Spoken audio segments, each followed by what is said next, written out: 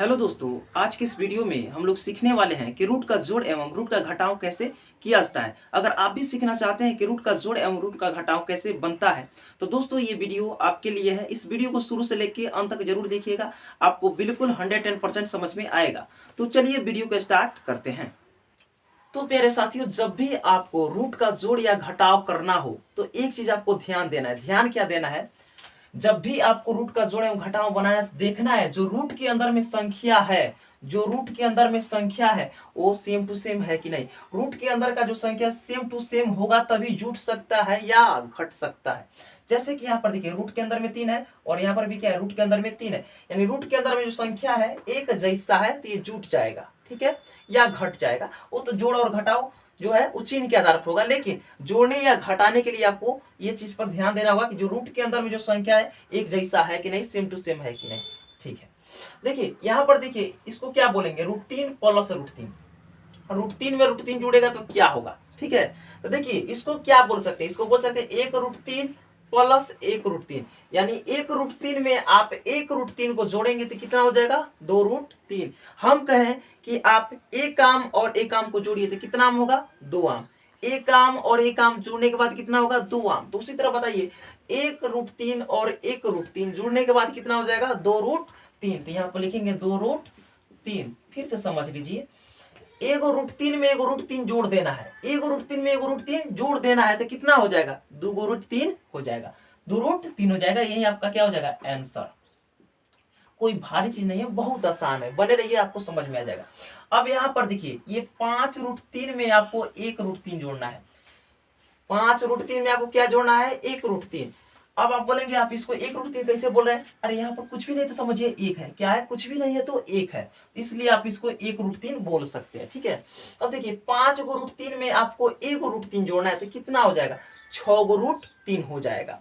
अगर आपसे मैं कहूं कि 5 गो आम में आप एगो आम जोड़ दीजिए तो कितना होगा, 6 गो आम होगा कि नहीं होगा, बिल्कुल। तो 5 गो √3 में आप एगो √3 को जोड़ेंगे तो 6√3 हो जाएगा।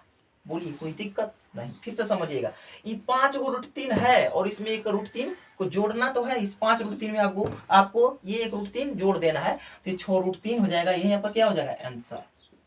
बहुत आसान है, बहुत आप आसानी से बना पाएंगे। अभी आप देखिए, ये 4√6 है और ये 3√6 है। तो बताइए आप 4√6 में 3√6 को जोड़ेंगे तो कितना होगा। तो दोस्तों 4 √6 में आप 3 √6 को जोड़ेंगे तो 7 √6 हो जाएगा। बोलिए कहीं पर दिक्कत है। देखिए 4 √6 में 3 √6 को जोड़ना है तो 4 √6 और 3 √6 जुड़कर हो जाएगा 7 √6। यही आपका आंसर हो गया, ठीक है प्यारे साथियों। अब देखिए, ये 9 √7 और ये 5 √7 को जोड़ना है। 9 √7 में आपको जोड़ना है 5 √7। तो 9 √7 में जब आप जोड़िएगा 5 √7 तो 9×5 14 √7 हो जाएगा। ये 14 √7 ये आपका आंसर हो जाएगा। चलिए प्यारे साथियों, अब देखिए 1 √4 में आपको 1 √5 जोड़ना है। यानी आप कह सकते हैं कि √4 में √5 जोड़ना है। मैंने क्या कहा, याद कीजिए उस बात को। मैंने कहा कि कब जुड़ सकता है या कब घट सकता है, जब रूट के अंदर का जो संख्या है एक जैसा होगा, यानी सेम टू सेम, यानी हूबहू होगा, तभी जुट सकता है या घट सकता है। देखिए रूट के अंदर में ये 4 है और ये रूट के अंदर में 5 है, यानी रूट के अंदर वाला जो संख्या है अलग अलग है तो ये नहीं जुट सकता है। इस बात को ध्यान दीजिएगा। तो ये √4 और √5 नहीं जुटेगा क्योंकि रूट के अंदर वाला संख्या जो है अलग अलग है। तो आप कहेंगे तो बताइए कैसे होगा, इसका आंसर क्या होगा। तो भाई साहब इसका आंसर यही हो जाएगा, सेम टू सेम।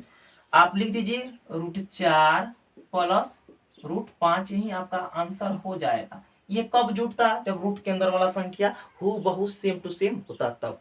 चलिए उम्मीद करता हूँ इतना समझे होंगे आप। अब देखिए ये 2√3 है और ये 2√4 है, ये जुटेगा क्या। अरे बाहर वाला ना हूबहू है, बाहर वाला सेम टू सेम हो या अलग अलग हो फर्क नहीं पड़ता।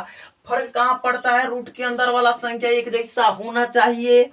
तो 2√3 और ये 2√4 नहीं जुटेगा तो क्या होगा इसका आंसर, इसका आंसर यही हो जाएगा। क्यों नहीं जुटा, क्योंकि रूट के अंदर वाला जो संख्या है अलग अलग है। यदि रूट के अंदर वाला संख्या सेम टू सेम होता तो ये जुट जाता। तो इसका आंसर यही हो जाएगा 2√3 प्लस 2√4, यही आपका आंसर हो जाएगा। बोलिए कोई दिक्कत नहीं। अब बताइए जुटेगा क्या? ये 8 प्लस √4 है, ये तो रूट से बाहर है, ये रूट के अंदर में है। मैंने क्या कहा? जोड़ने के लिए रूट के अंदर में जो संख्या है सेम टू सेम होना चाहिए। तो ये तो रूट में ही है नहीं, ये रूट में है क्या? नहीं है। ये रूट से बाहर है, ये रूट के अंदर में है, ये तो कतई भी नहीं जुटेगा।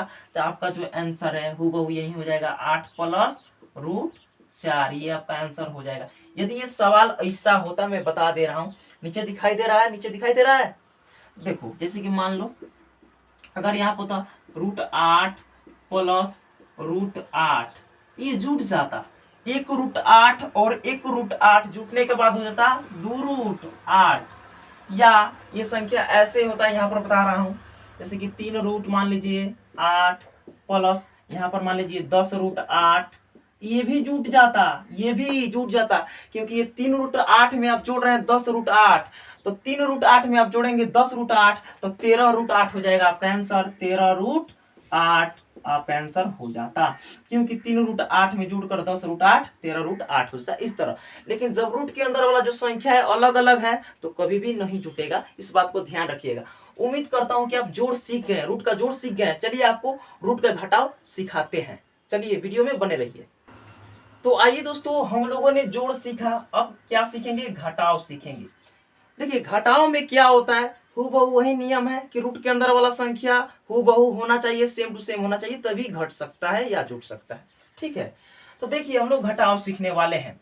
तो एक बात बतलाइए कि √5 में से √5 घटाएंगे तो क्या बचेगा?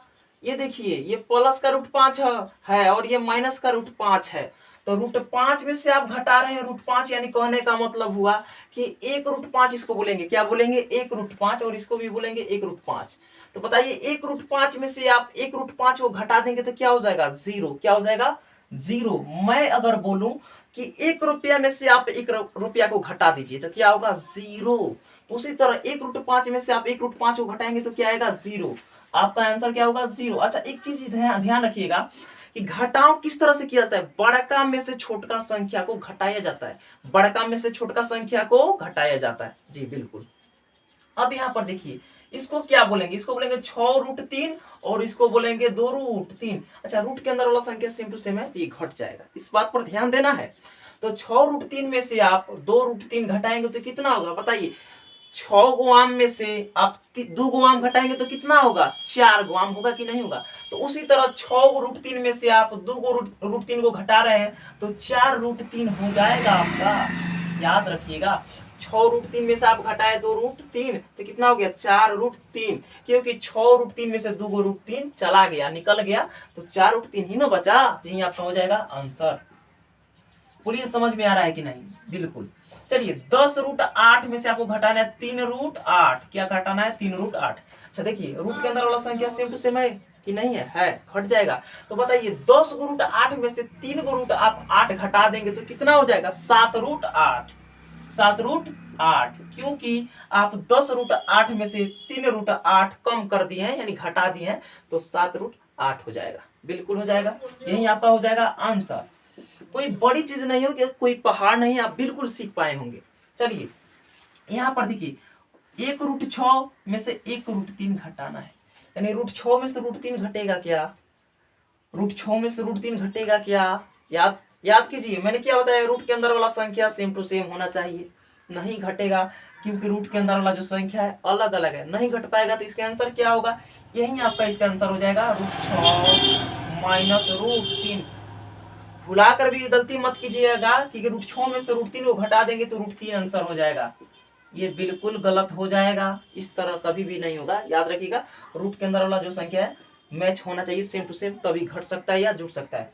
तो √6 में से √3 को आप नहीं घटा सकते हैं, तो इसका आंसर जो है √6 माइनस √3 ही हो जाएगा, कोई दिक्कत नहीं।